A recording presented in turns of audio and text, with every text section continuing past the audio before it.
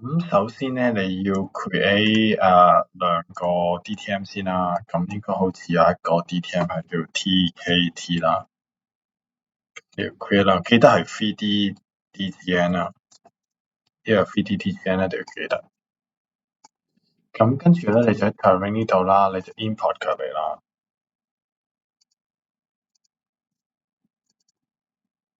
咁你 import 嘅時候咧，咁你冇必要，你可以當係 existing 嘅 default，但係因為你其實唔係，因為你要 merge 佢一齊，咁我當係 existing 啦，拎入嚟啦 ，preview，咁我就有第一個啦。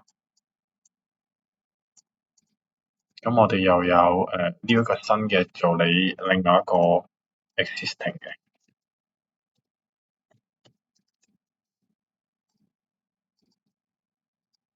咁呢個就會攞呢個 context 呢個啦。咁而家 existing triangle 啦 ，preview，咁我另外一個。咁跟住咧，我就會 create 一個新嘅 terrain 啦。咁你 3D 啦，可能呢個叫做25042。咁跟住咧，你就 create 一個我哋叫今日嘅 terrain 啦。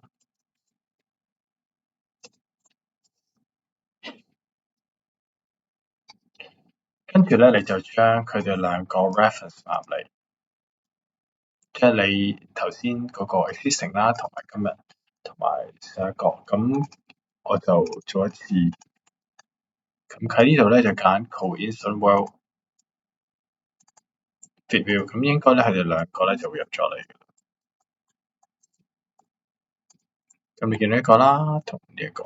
咁似乎咧佢哋係冇interchange 嘅。咁你會用咩方法咧？